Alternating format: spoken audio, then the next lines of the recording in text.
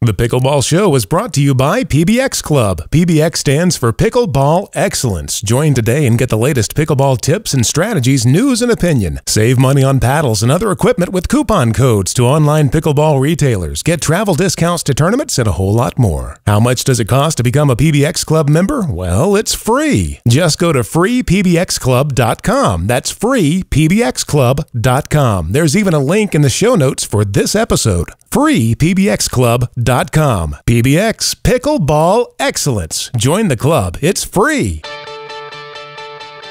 This is Gail Leach, author of The Art of Pickleball, and here's the host of The Pickleball Show, Chris Allen. Thank you, Gail, and welcome to the show dedicated to helping you play better pickleball while having even more fun and meeting new friends who share your passion for this great sport. My name is Chris Allen, joining you today from Asheville, North Carolina. And what do you say? Let's walk on over and see whose paddle is in the fence today. Now, sharing the court with the top players in the world takes tremendous physical ability, of course, but also great mental discipline and a champion's mindset. One man that does share the court with those people on a regular basis is Matthew Blom. And he does so with a combination of focus and tranquility that sets him apart from most others in the sport. Matthew, thank you for joining us today here on the Pickleball Show. I'm very curious to see what will come out of this, but it's good to be here. This is a mindset edition of the Pickleball Show, and in watching your YouTube videos of you playing in the Nationals and other tournaments, I'm always struck by what seems to be a mindset from you that is, it's aggressive, it's a winning mindset, but it's not a mindset that's fueled from rage or anger. You can see the peacefulness in the way you played, but like I said, it is deliberate. And I'm wondering maybe what the keys to having that kind of successful mindset are. There's probably a lot I'm not aware of about it, but what I can say is I think it begins with where I learned pickleball, which was from my tennis coach in college. His name is Dave Lester, and he was actually the first pickleball champion back in the 70s in the first pickleball tournament they ever had. Mm-hmm. And he was, like I said, my tennis coach, and he taught us pickleball because he thought it was a beneficial thing to help your tennis game as well. But really what he was, that I came to find out, was he was a spiritual teacher in drag as a tennis coach. And he used racket sports. He was a badminton coach as well, tennis coach, and then did some pickleball, and he really saw that racket sports were an access point into learning about the mind and learning about how we relate with our emotions and our state of being and what could really be done that would almost seem a little superhuman if you didn't know what you were getting into, and taught me some things that really shifted my whole perspective on sports. And especially I've done tennis, really high-level competitive league, badminton, table tennis, and then pickleball. And all of them, for me, were vehicles for that study, the study of me, of the human element of it. And I enjoy it as a sport. I enjoy the competition. But really, there's a lot more that I do it for, which is how can I use this as a way to learn about how I relate with my emotional state and presence, and really being able to be in the moment with something and to see what takes me out of that, and to see how really a sport is a great way to do that, because if you are off, you instantly know it because your level of play goes down. Mm-hmm.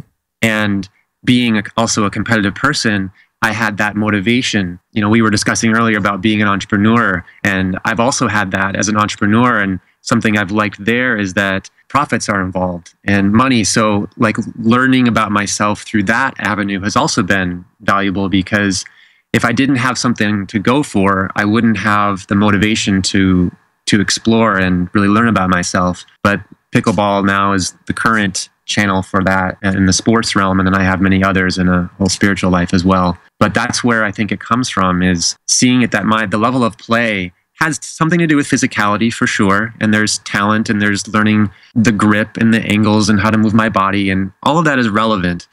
But there's something that goes beyond that, and I think what really separates champions in any field, if you like learn what Michael Jordan was doing mentally or what Roger Federer does. Mm-hmm. I've gone into that to learn different sports figures and then other figures in non-sports related things. And the mental aspect, they will say again and again, is a huge percentage of it. So taking that on is the foundation. And then I add on okay, I'm playing with a plastic wiffle ball and I've got this metal paddle in my hand, but what is really going on here? So keeping that in perspective, I think, is probably the biggest thing. And then there's maybe some more specific questions we could get into of what that means, what that translates to on court. But it's really that approach to it in the first place, which I don't know how other people go about it. It may be different, it may be not. But I know for me, that's underlying it all. That's the foundation of why I get on a court in the first place.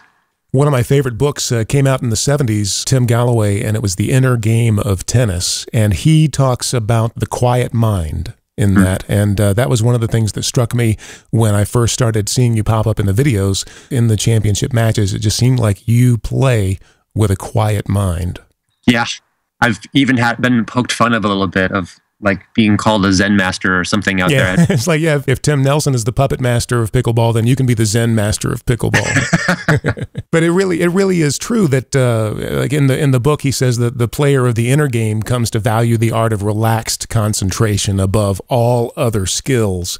That is really, it seems like, where that championship mindset comes from, is just a relaxed concentration. And I love in the book where he differentiates between self one and self two. Self one being the conscious mind and who thinks it's the boss, but self two is actually the subconscious, and it's actually doing all of the work, the great shots and the shots that are so fast that you couldn't even think about it if you wanted to. He sums it up perfectly when he says it's action faster than thought. To me, that's one of the things that is so addicting to pickleball. It's those moments when you have, the big shootouts when the game is going so fast that you don't have time to think about it. You become almost a spectator, just watching your own body do these things. That's my favorite part of the game. And I think for a lot of people, that's the addicting part of the game.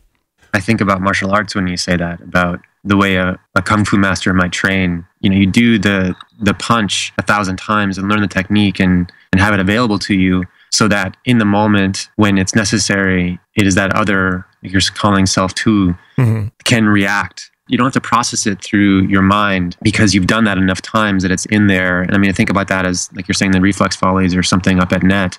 I know I'm not thinking about it when it comes my way, but I have done it enough that I can be paying attention to other things. And I like that phrase a lot, relaxed concentration. Because even in those kind of hand-to-hand battles, really quick up at net, what I find separates the people who win those points from those who don't is the level of anxiety that they have. Because if that starts to become, like, you get tense and you get anxious and a little bit afraid, then you can no longer see the subtlety of what's happening.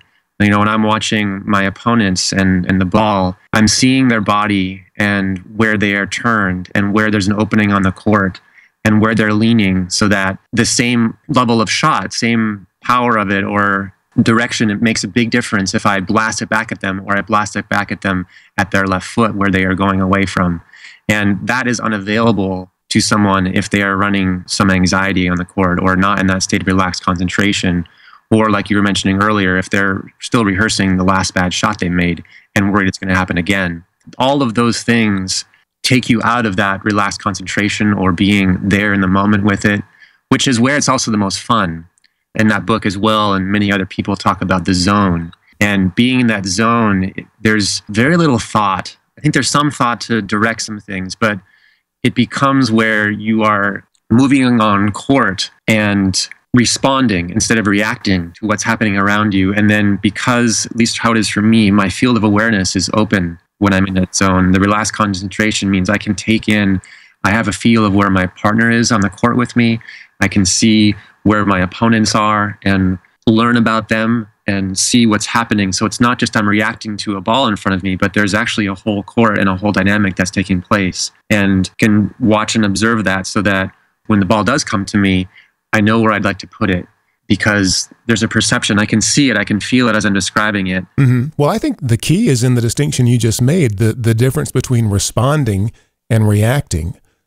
To me, a lot of people might think they're the same thing, but there's a world of difference between those two things. Responding, you're still creating your future. You're still, you're on the offensive. If you're just reacting, you're in a totally defensive posture, and you're taking what's getting thrown at you, and just, you're not creating anything out of it. You're just reacting to it. I mean, think about if you're in the hospital and they give you some medicine, think about the distinction that way. If the patient is responding to the treatment, they're healing, they're creating, they're getting better. If they have a reaction to the treatment, it's a negative thing. They're having a reaction. We better back off.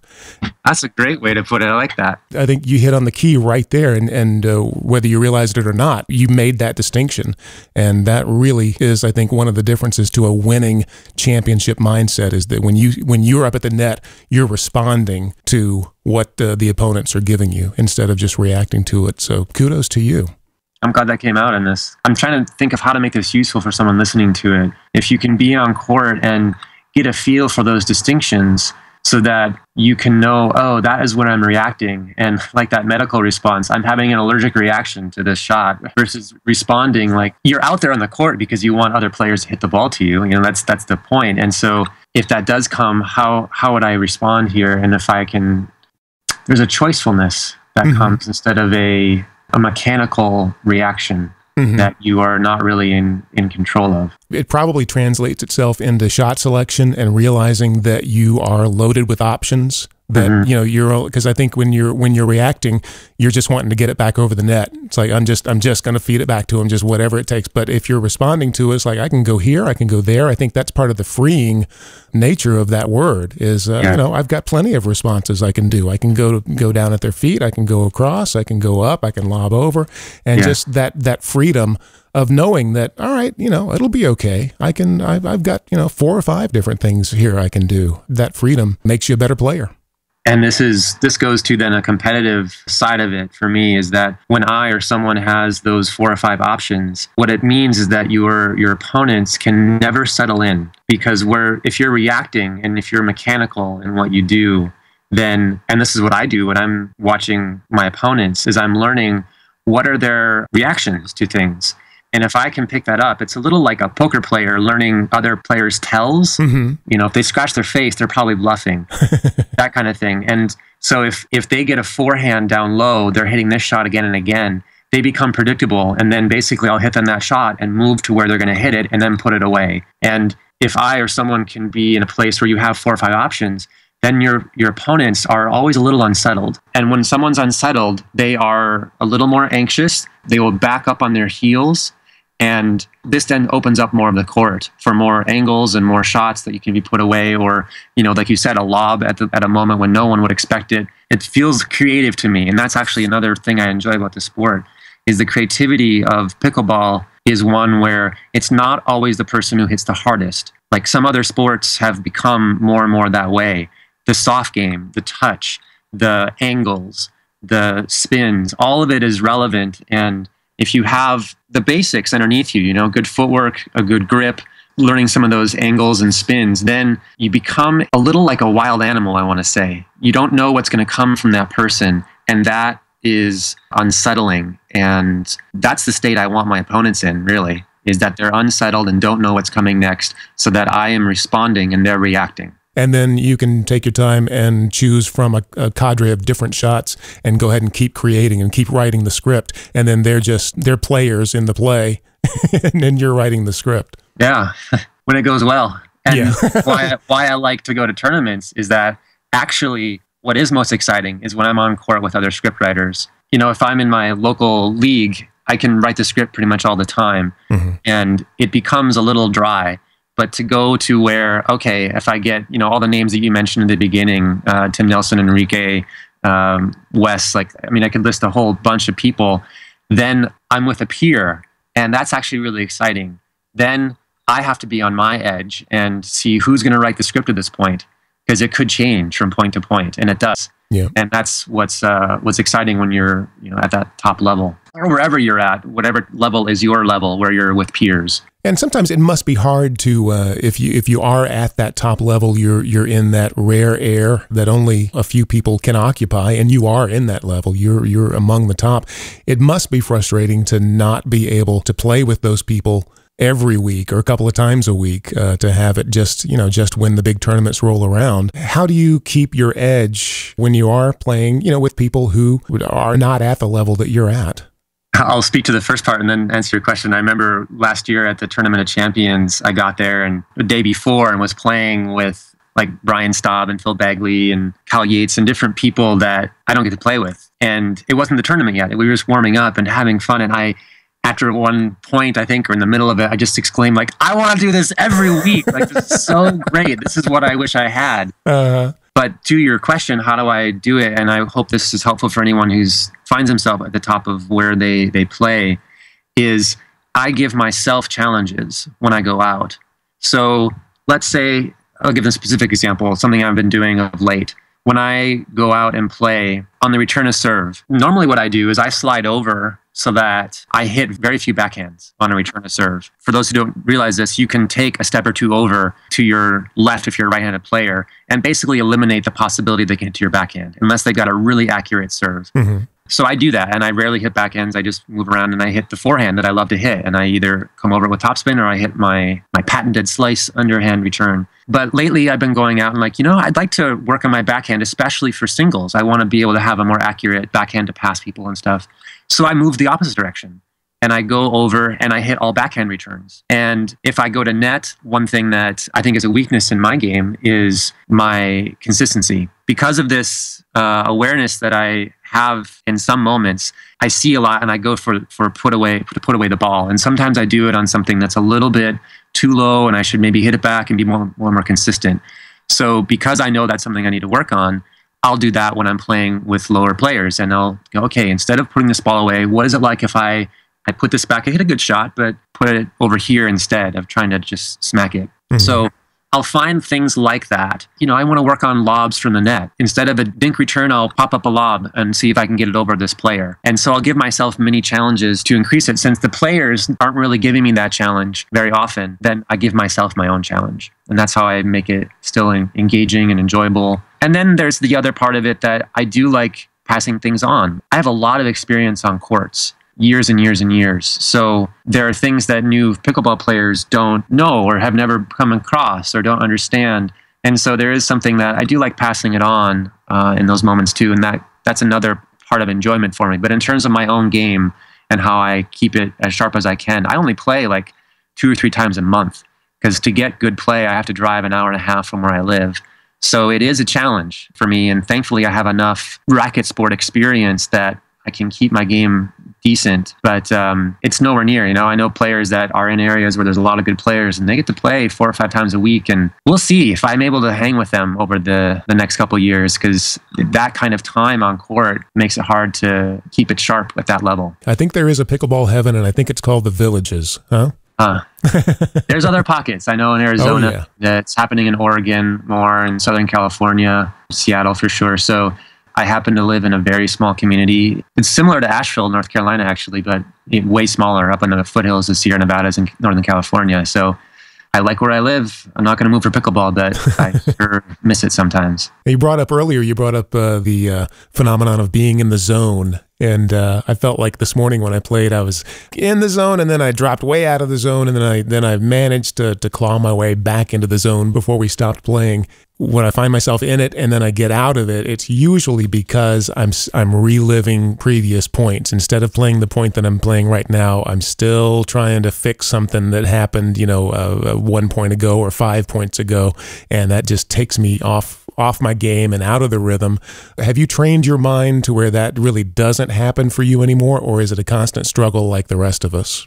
I wouldn't say I'm free from it, but I would say that I have a perspective that changes it from where most people go, from what I can see. Like you're saying, you're going over past points. There's a way that I see most people go over past points, which is they go over it with disgust. They go over it with maybe some embarrassment or some upset, and they get down on themselves about it. That, I would say, is really the dynamic that has someone go downhill.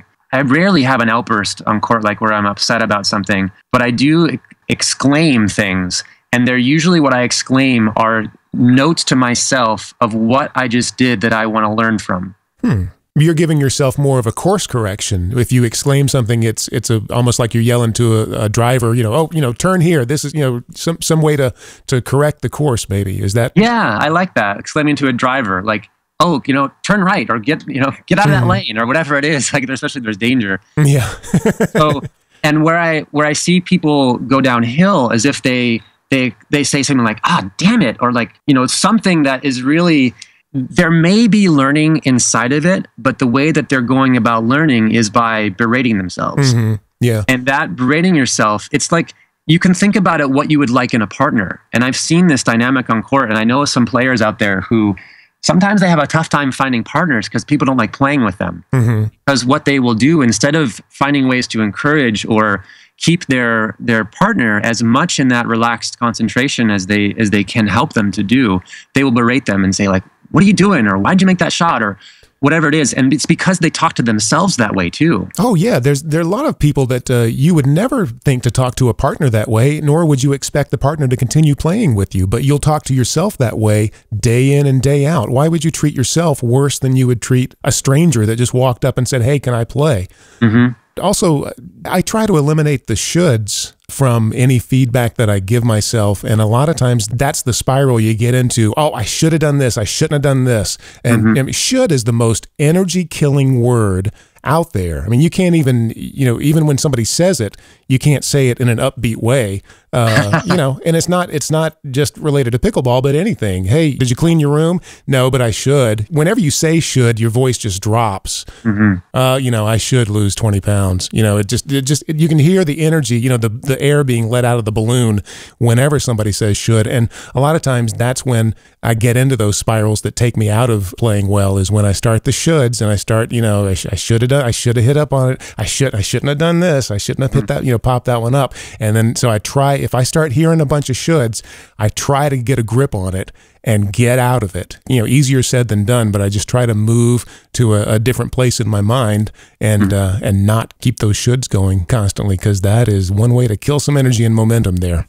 It's gold what you're saying. And I have somewhat of an antidote to the shoulding, which I think is a really useful one, because there's a way that could be heard as like, okay, so now I should. And what do you do with it if you notice yourself? And so what I find more useful, if you catch yourself in it or someone catches themselves in it, like I should have gone cross court there, is to find out, well, what was in the way of that happening? That question then gives me access to a way that I was operating. I was going about something, because in that moment, I was thinking that I was making the best choice. Mm-hmm. And so if that wasn't the best choice, after the moment has gone by, the part of me that was up in that moment did think it was making the best choice. Otherwise, it wouldn't have done it. If I could have seen a better choice, I would have done it. So if looking back, one can see there was a better choice there, then to see what was in the way of me seeing that choice. Because if I could have seen it, I would have taken it. Mm-hmm. A lot of times I just have to say, give yourself a break. You're not an idiot now, and you weren't an idiot, 20 seconds ago. You made that choice, and it was the best choice, you thought at the time. Now a little different. So, going forward, put that in the memory banks there, and when it comes up again, make a different one. I've played with some people that, they're almost schizophrenic when they get mad at themselves. It's almost like somebody else's voice. I think probably most commonly with guys, it might be their dad's voice from 30 years ago in the bleachers on a football field somewhere. Yeah. But they're almost like channeling this voice of, you stink, get out of, you shouldn't even be here and stuff like that. And it's like, wow, where's that coming from? But then the next point, and they're just as nice as they can be. It's how we all learn to learn. We get that, you saying, from father's voice or a coach or a teacher or anything. I haven't seen this movie, but I saw little clips of it. This movie, Whiplash, about a teacher, like a drum or a musical instructor, right, yeah, who uses that method. And some people may think it's effective. And in one way it could be. But what you're really doing is you're teaching someone that the way to learn, the way to expand something that you want to know more about is to scare the crap out of yourself to get motivation. And so dad did it early on and would make you feel shameful and bad about yourself as a way to motivate yourself. And it can have some effect. But boy, it's not the quality of life that I want at all. I don't want to talk to myself that way. I don't want to talk to other people that way. I think learning, this gets into some philosophy here, it goes way beyond pickleball, but I think learning is such an innate and natural part of being a human being. Children are so acquisitive. They want to know about their world, and that's they ask these questions. Why?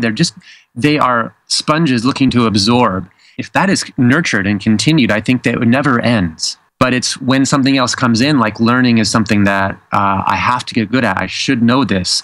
If I don't, I will be put down. I will be shamed. I will be made fun of. Whatever that turns into. So that's then they start carrying that method of learning into everything. And pickleball is one example. So if that's how they think that life goes, and they make a mistake in pickleball, they better have a voice that comes in and berates them. Because otherwise, how are they going to learn? Mm-hmm. If they've never had another experience of learning that can be very enlivening, can be very invigorating, like, wow, look at what just happened. That you are naturally drawn to then finding better choices. And like you said, I think very nicely, maybe they've never encountered that before. And how cool that you got a new experience. Now, when competition and points and you think you got to win comes in, it's a little bit harder to have that kind of approach to learning, but it's still available. And I've used this metaphor of like, you wouldn't criticize a first grader who didn't know trigonometry. Their step is to get their addition down and subtraction. And so you don't hold them to a standard that they should know trigonometry or geometry or algebra or anything at that point.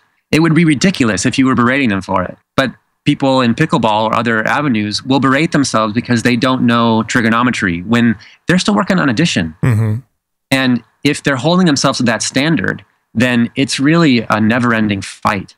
Instead of where am I actually at? And to be able to see that honestly, like where I'm at is here. So this is the next step. And if I get a shot that was beyond that, like, wow, applaud my opponent, well done. I hope I see that 10 more times so I can start to learn it. That changes the whole mentality on court and leaves it as a very positive experience. I mean, the word sport is like a pastime, fun, enjoyment, and hopefully it can be that for people. And when those other things come in, you may overall feel like you're having fun, but in that moment, you're in hell. Yeah, you're not having fun. It's not enjoyable, and that carries with you and stresses your body, stresses your heart, stresses your blood pressure, all of that stuff that is happening. And then, as we said at the earlier part of the show, it takes you out of any chance of being in the zone or having a relaxed concentration, which it's my experience, sounds like yours, and anyone who trips over that experience, it is the highest state you can achieve in pretty much anything. But in playing sports, it's where championships are won. And not even that you need to go that high. It could be in recreational play. You just leave, like you said, your whole day is affected by having a high percentage of that be your experience while playing. And it leads into, hopefully, this interview, into what's happening next, how you talk to your kids, how you talk to your spouse. Mm-hmm. Yeah, they feed off of one another. They do. Yeah. And, with what we're talking about like you mentioned, that you wouldn't criticize a first grader because where they are and what stage they are. And again, with the inner game of tennis, 40 years ago, Tim Galloway put it so well when he talked about the rose. And I've got my dog-eared copy here, and this is one of my favorite little passages from that. He says, "When we plant a rose seed in the earth, we notice that it is small, but we do not criticize it as rootless and stemless. We treat it as a seed, giving it the water and nourishment required of a seed. When it first shoots up out of the earth, we don't condemn it as immature and underdeveloped, nor do we criticize the buds for not being open when they appear. We stand in wonder at the process taking place and give the plant the care it needs at each stage of its development. The rose is a rose from the time it is a seed until the time it dies. Within it, at all times, it contains the whole potential. It seems to be constantly in the process of change, yet at each state, at each moment, it is perfectly all right as it is." If you can talk to yourself that way, which is a lot easier said than done, especially, in stressful times, but if you can muster the discipline to talk to yourself that way and treat yourself that way, I really do think that helps unlock some keys to having the quiet mind and being able to play at the top of your ability. I'm really absorbing that passage. I like it a lot. Matthew, do you have any pre-match rituals or anything that you do to get yourself in the proper mindset? I've never had an answer to this question, but I realize that I now do. And it's maybe sounds weird, but my pre-match ritual is to study my life. Because I'm not looking for being in the zone to be an isolated pickleball experience. All the things that I study on pickleball court, I'm studying in the rest of my life. I want to look at what's in the way of me making more harmonious choice in my conversation, in how I make lunch, in how I decide about my business, in how I relate to my partner. Like, so my pre-match ritual is that I want to be in that state. We haven't defined it exactly what that state is, but in a state of presence, in a state of being there in the moment. So my pre-match ritual is the rest of my life. So when I walk on the pickleball court, it's not like I do something different. I'm not trying to change something like, okay, now I'm gonna try and not be negative, or something to that effect. Like, why would I isolate that to a cement block with blue coloring and white lines on it? Only when I'm holding a wiffle ball will I be a positive person. Right. I think living in the moment is one of the addicting things that pickleball and a lot of sports have. They force you to be present in the moment. Yeah. To me, that's what part of the attraction is to people that want to go to the beach. The beach, the ocean is just so awe-inspiring. It forces you to be present in the moment. It demands your attention, just like a sunset, a beautiful sunset demands your attention right then, right there.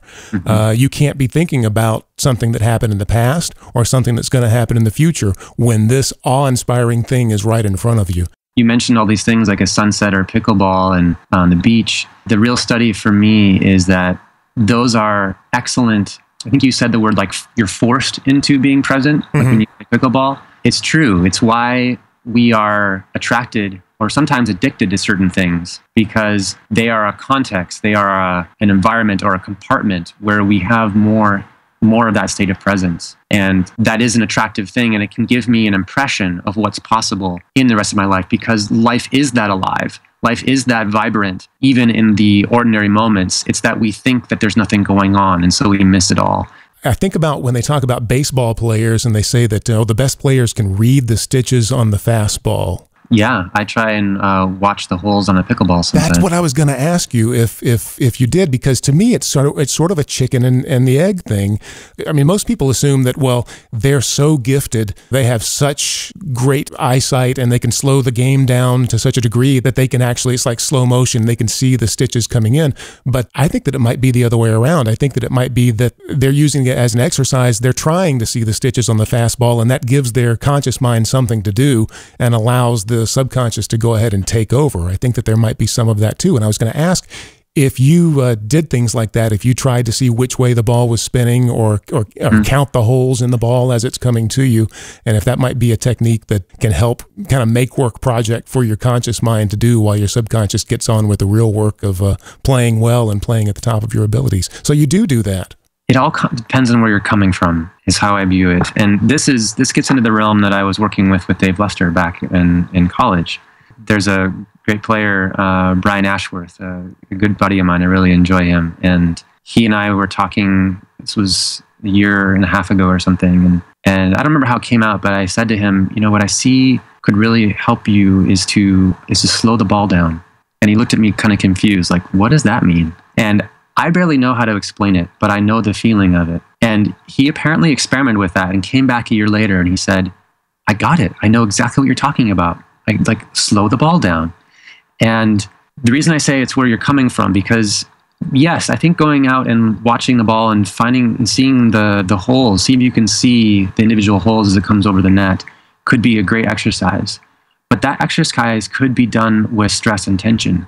And that same exercise could be done with relaxation and allowing that to take place. Does the baseball player see the stitches because he is really concentrating and like, I'm clenching my fist and clenching my face right now, like that kind of efforting to concentrate? Maybe you'd be able to see the stitches through that, but I don't think that would make one a better baseball player. I think it would happen if there is a relaxation, if there's that relaxed concentration where it feels like it's extrasensory or almost superhuman, because it looks like you're seeing more deeply into what's happening around. That in pickleball has a lot to do with sight. I think of sight and proprioception, of like the feeling of your body in space and being able to see that in other players. So the ball, the experience is that it slows down. Has the ball actually slowed down in pace? Not at all.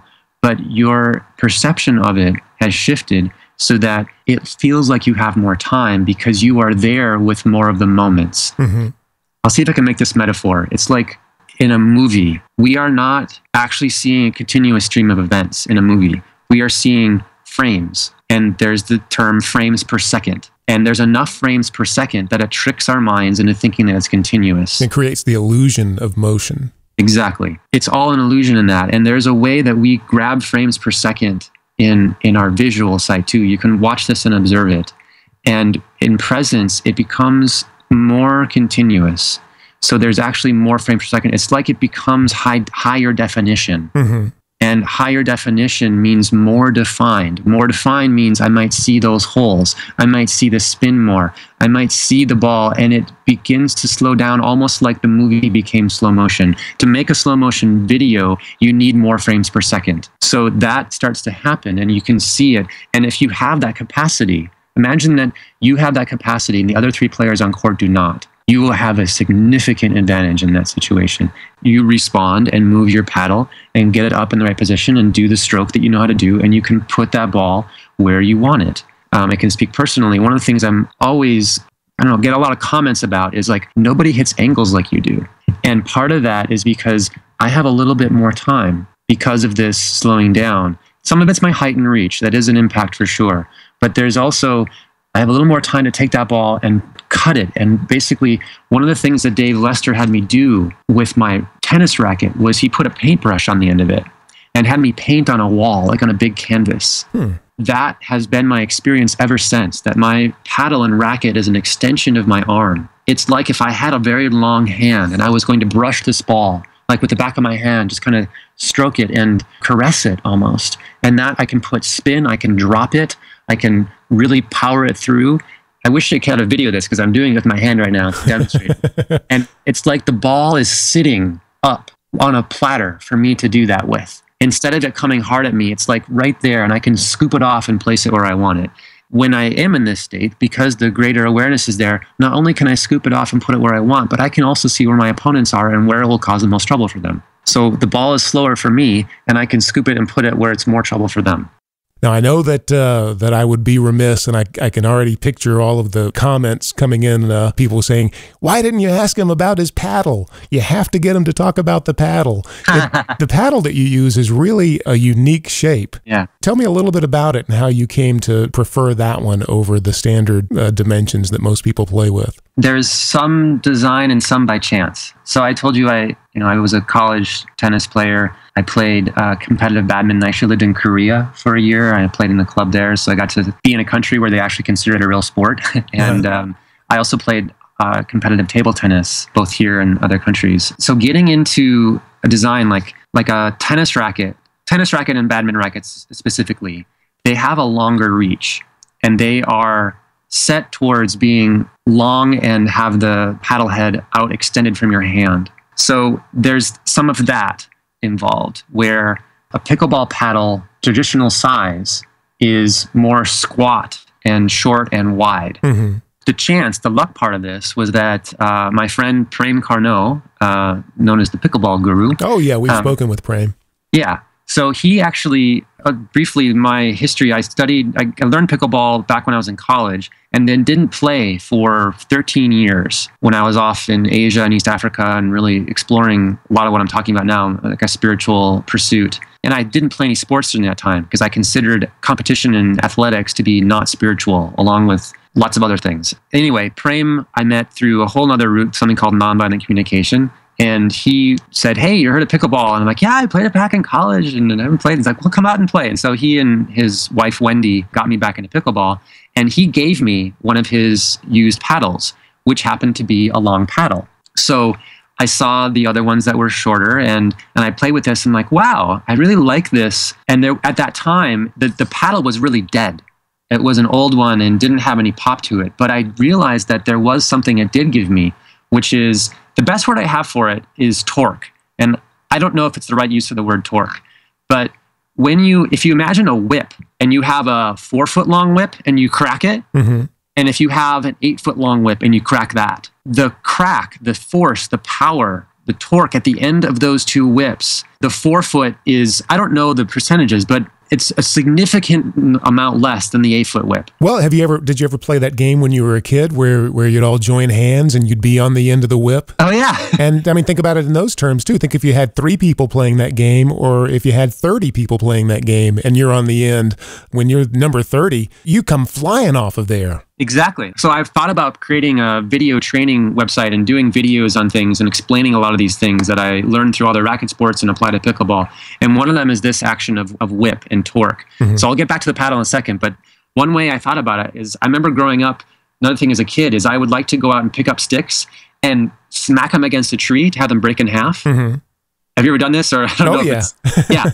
So if you have one that's short and you try that, it almost never works. You need one that's got length to it, because when you hit the tree, it breaks because the other end of it is still traveling. And it has that torque, it has that momentum and cracks through. So back to my paddle. The length of it adds that extra torque. So why I have one of the most powerful serves, why I have one of the most powerful like put away shots or overheads, all that stuff.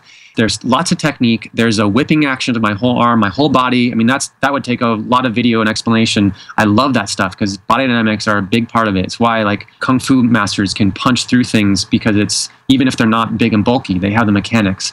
So that's a part of it. And the paddle adds another couple inches on the top that carries through and has that extra reach and momentum that will add more pop to it. And it's worth it to you because you have to sacrifice some width to get the little bit extra length. And it's worth it to you to have a paddle that's not nearly as wide, just so it can be a little bit longer. That goes back to something we talked about earlier, but also training oneself to hit the sweet spot on a paddle. Like I have my paddle in my hand right now, and the sweet spot on it is so worn out. I can see exactly where I hit. I almost never hit outside of that on the edge of the paddle. So extra width does nothing for me. You just don't need it because you're so accurate in terms of hitting that sweet spot. That would just be wasted, and it would probably grab the air more and probably slow your paddle down a little bit more. Exactly. It is aerodynamically less efficient for it. And I think most players hit well enough in the center that extra width is irrelevant to them. The other thing, and this is huge, in addition to the torque, when I'm up at net, so I'm 6'3", 6'4" in that range, so I already have a height advantage. But then there are so many balls when you're up at the net that come over that if you could reach them, you could take them out of the air and hit it down at your opponent. Often for a put away, if not a put away, you can get it down at their feet. And if you can't reach that ball, then you have to back up and take it off the bounce. Well, as we know, pickleballs don't bounce very high. So that's why the dink shot is effective, is it puts your opponents on the defensive because the ball bounces so low and they have to hit it back up and usually get into those dinking rallies until someone can put the ball away. Now, why a lot of players avoid hitting to me when I'm on the court is because I have extra reach. And those dinks, they have to be really accurate. Otherwise, I'm going to reach over and smack it at them. My height is a big part of that, my body position and how I can lean forward. But then I've got another 2 inches. Another 2 inches, anyone can benefit from. If I could design a paddle that would still have the same sweet spot in it, I would happily add another inch or 2. It's well worth it. Then it gets to the size of like a badminton racket for me, which is well outside of my reach, but I can then get to things and stretch and hit overheads and all that's involved in badminton.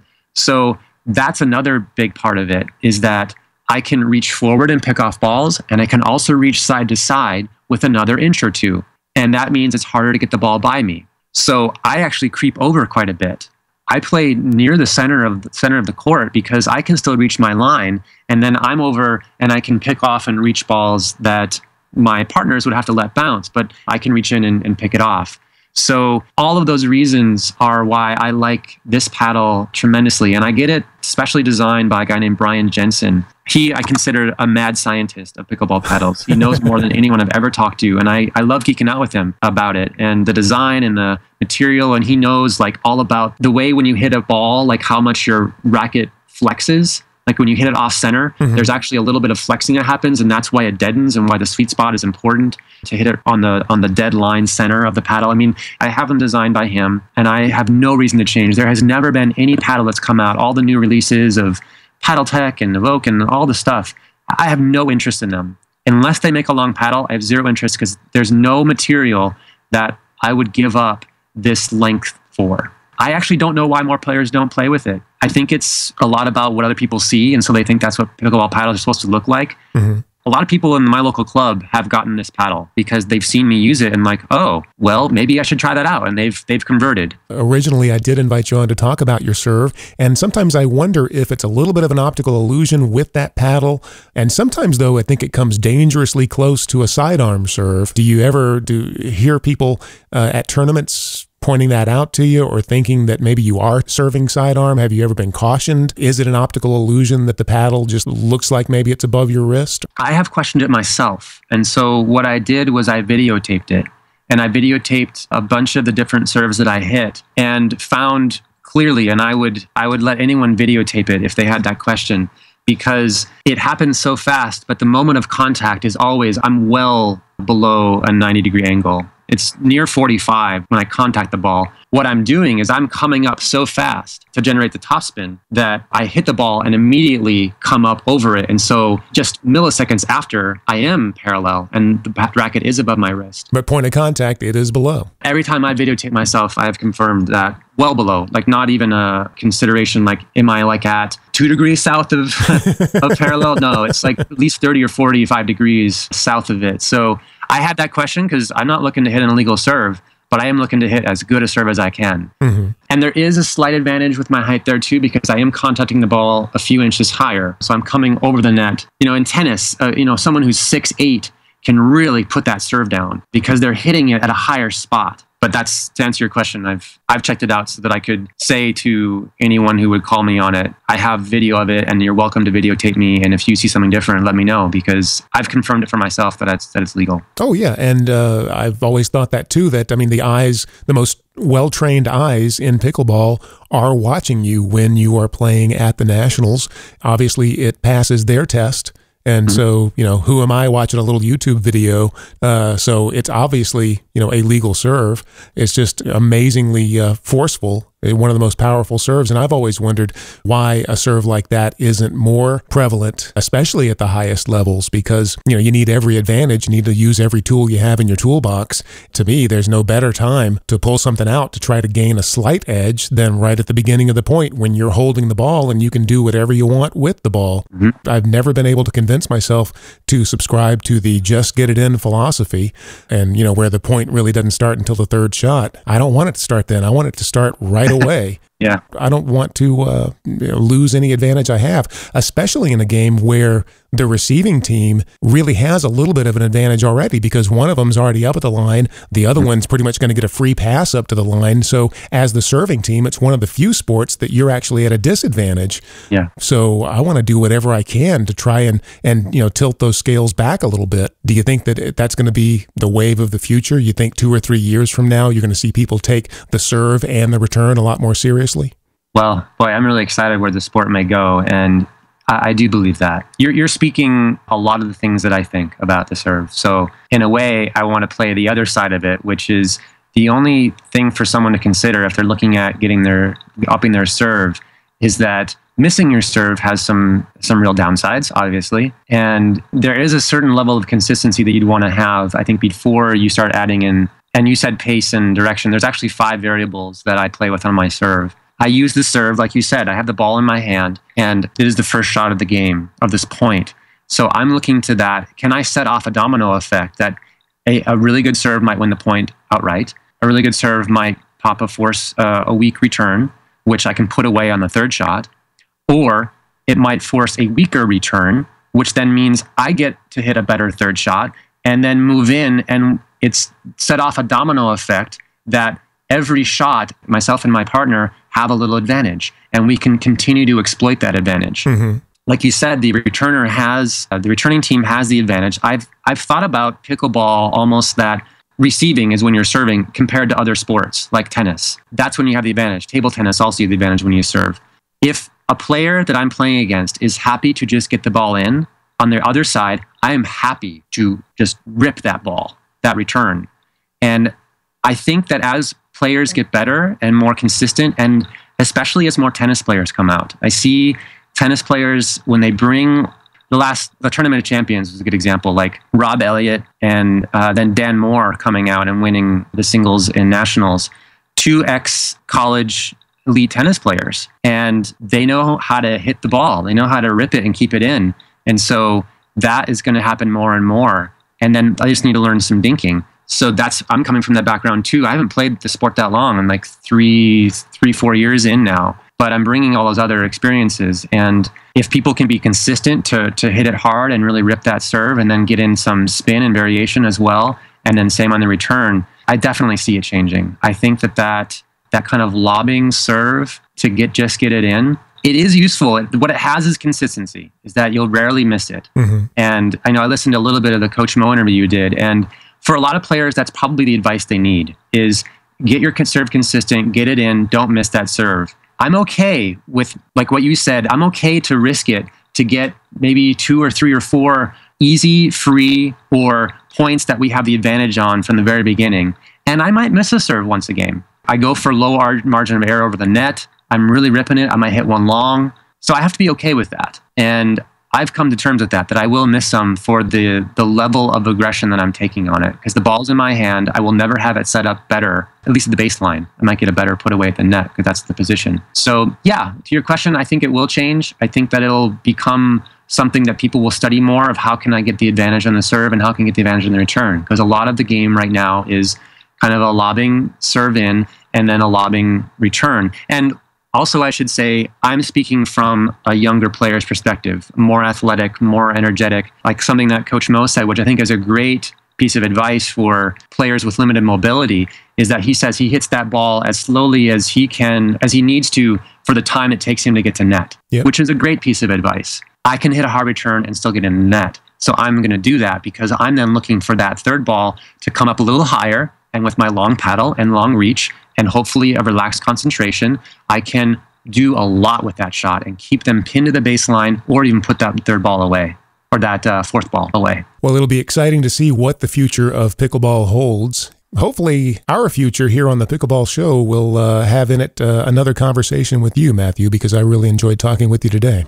Likewise. Yeah. I'm appreciating that you have some interest and perspective, especially in the inner game side of it, that we could go to that depth because, you're feeding the conversation as well. And I sometimes hold that in because I don't know if people are interested or care as much about it as I do. But that is a real passionate part of life for me and also then pickleball by extension. So I'm glad that came out, and then we can get into nuts and bolts and other things too. Sounds good, Matthew. We look forward to it. That is Matthew Blom. He gave us plenty to think about, and if you need even more pickleball tips, tricks, strategies, go over to freepbxclub.com and download your copy of the top 10 tips from pickleball's 3 greatest coaches, Coach Mo, Deb Harrison, Prem Carno, together in one quick study guide that will definitely take your game to the next level. freepbxclub.com. You can go over there right now and get your copy. Don't need a credit card. All you need is an email address. We'll send it right over to you. Send us an email anytime you like, mail@pickleballshow.com. You can find us on Facebook, facebook.com/pickleballshow, twitter.com/pickleballshow. We keep it easy for you. Head over to iTunes if you get a chance. Leave us a 5-star review. We sure would appreciate it. I'm Chris Allen. This is the Pickleball Show. And until next week, keep 'em low. The Pickleball Show is brought to you by PBX Club. PBX stands for Pickleball Excellence. Join today and get the latest pickleball tips and strategies, news and opinion. Save money on paddles and other equipment with coupon codes to online pickleball retailers. Get travel discounts to tournaments and a whole lot more. How much does it cost to become a PBX Club member? Well, it's free. Just go to freepbxclub.com. That's freepbxclub.com. There's even a link in the show notes for this episode. freepbxclub.com. PBX Pickleball Excellence. Join the club. It's free.